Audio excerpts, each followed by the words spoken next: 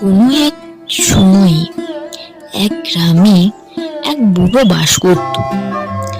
বুড়ো ছিল খুবই পরিশ্রমী।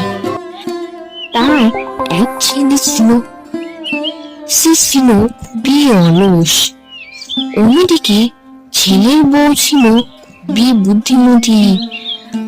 সারা জীবন ধরে বুড়ো চাষি অনেক পরিশ্রম করেছে, কিন্তু তার এখন কঠিন অসুখ, বাঁচার আর আশা নেই। তাই বুড়ো একদিন তার শয্যার পাশে তার একমাত্র ছেলেকে ডেকে বলল, দেখো বাবা, আমার তো সময় ফুরিয়ে এসেছে। আমি আর বেশিক্ষণ বাঁচবো না। তাই যাওয়ার আগে তোমাকে একটি দরকারি কথা বলে যেতে চাই।